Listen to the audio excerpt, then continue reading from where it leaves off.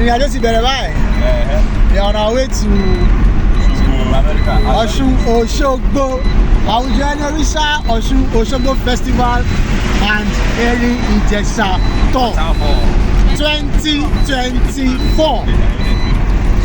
Ọmọ alárin lọ, ẹ wọ cha. Okay.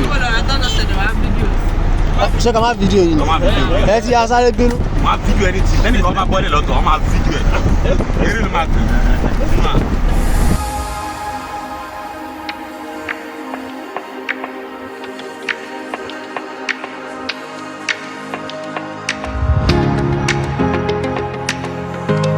Àwọn ọ̀gẹ̀dẹ̀ ló mú wálé o. Ẹ wọ Òrìṣà. A ní YouTube channel. A ní YouTube channel, Àwùjọ Ẹni Òrìṣà.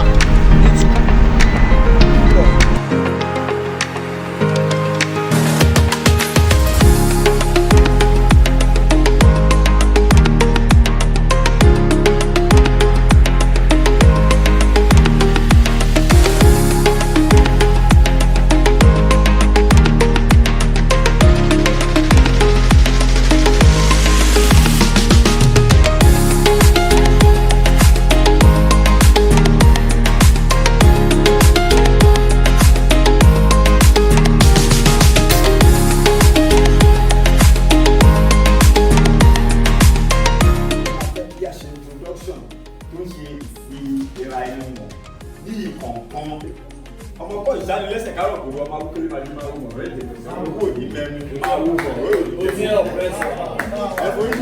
èmi kọ́ mo ní kẹ́nikẹ́ni máa mọ níbi ara rẹ̀ èmi kọ́ ni bí mo ṣe kìlẹ̀ tó bá kọ́ tiẹ̀ mo ṣe kí ni o góòlù ẹ̀sìn sí àfihàn ara yìí fún wa. Ọ̀rọ̀ àwọn èèyàn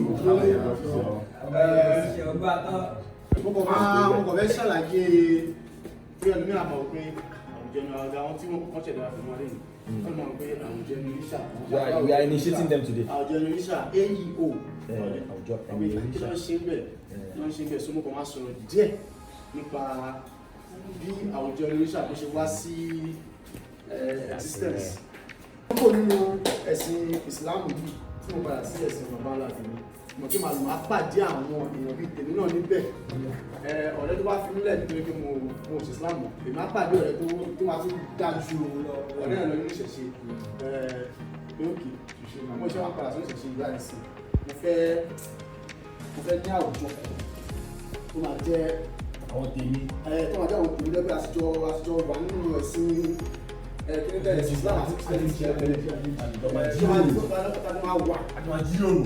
oye àwọn èèyàn bíi tèmi pẹ́pẹ́ ẹ̀rù ń bọ̀ wọ́n pé àbájá kò ní ẹ̀sìn ní ìgbà ìsìn ṣá máa rí ṣe nínú ìṣẹ̀ṣe yìí kọ́nà ọ̀pọ̀ lè rí èèyàn ní bá just like a family away from the family sọ pé nínú Islam yẹn wọ́n máa ní àwùjọ tí wọn àwọn ọ̀dọ́ àwọn àfáà ọmọ wọ́n lè máa ń bára wọn ṣe nínú ìjọ mùsùlùmí rẹ̀ ẹni wọn èèyàn ní bísíǹsì ń bẹ àwọn èèyàn rí ìyàwó ń bẹ àwọn èèyàn ń gba kọ́ńtrátì ń bẹ wọ́n ṣe kọ̀ọ̀bẹ̀rẹ̀ tó dá ń bẹ a lè ṣe orúkọ báyìí náà nínú ìṣẹ̀ṣe ìgbà tó dé ìjọba ọjà ìdí ẹ̀rọ àwọn generation ẹ̀ sọ. orílẹ̀-èdè la kù orílẹ̀ tí wọ́n ń sọ yìí gbogbo nǹkan tó bá jáde lẹ́nu wa ó ti gbà nínú Ifá. Anything that does not coexist in Yorùbá it will not exist. Tí o bá ti sí nínú Ifá kò ní exist. So wọ́n mi gbé èdè as an entity of communication ó ti kọ́kọ́ exist nínú Ifá.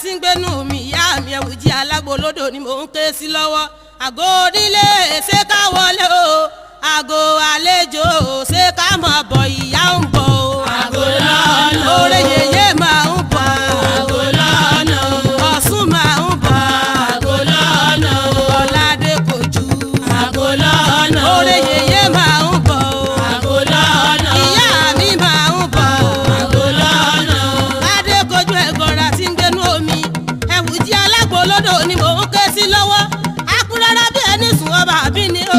ẹ tún sẹ́yìn lápá abẹ yẹn. ó tún sẹ́yìn. kúrò ní àtọ́jà tí ń sọ̀rọ̀ látàárọ̀ gbọ̀nsán. bẹ́ẹ̀ni. ó ti kúrò ní kábíyèsí tó jókòó tẹ́lẹ̀. bí ṣe ń bọ̀ ẹnu dẹnu ọwọ́ ẹnu dẹnu àṣẹ. kábíyèsí ẹ̀. kábíyèsí o. ẹ tún sọ kábíyèsí ẹ̀. Òrìṣà Ijesha Waterfall ọdún 2024 rèé. Àwùjọ Ẹni Òrìṣà wà ń bí abẹ́jú àpẹ́sẹ̀. Àkọ́kọ́ wa rèé. ọ̀nà oore yèyé máa ń bọ̀ o àgọ́ lọ́nà. Àwùjọ Ẹni Òrìṣà.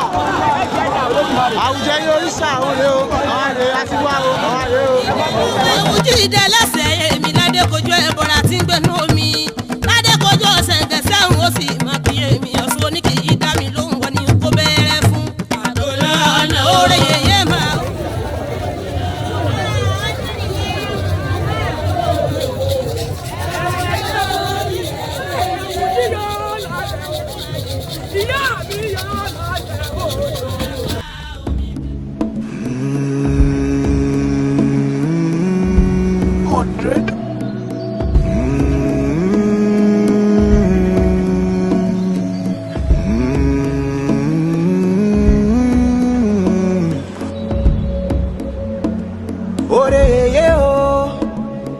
Zizo ẹ dúró dè wá Òrìṣà Zizo ẹ ṣàánú.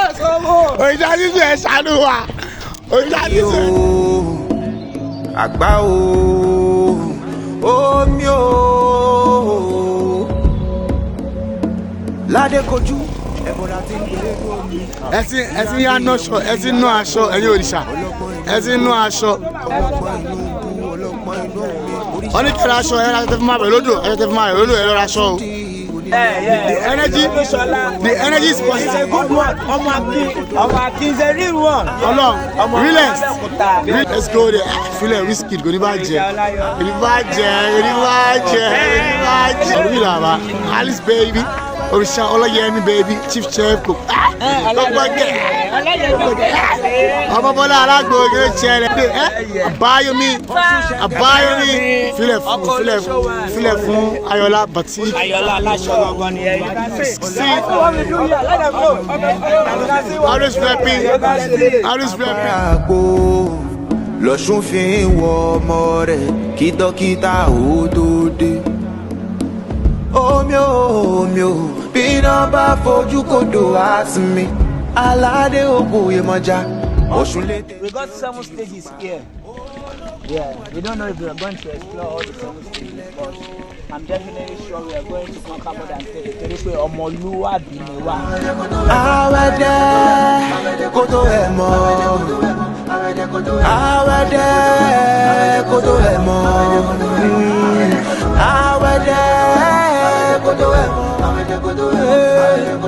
Àwẹ̀dẹ̀ kó tó ẹ̀ mọ́.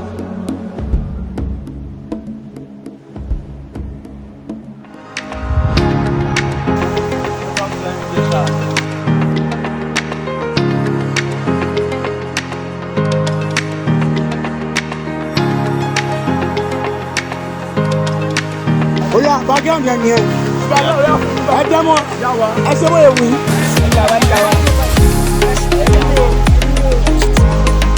Ẹ sọ pé àwùjọ ẹni Òrìṣà. Ẹ sọ pé àwùjọ ẹni Òrìṣà. Kò ní bàjẹ́. Ẹ freestyle. Ọ̀rẹ́.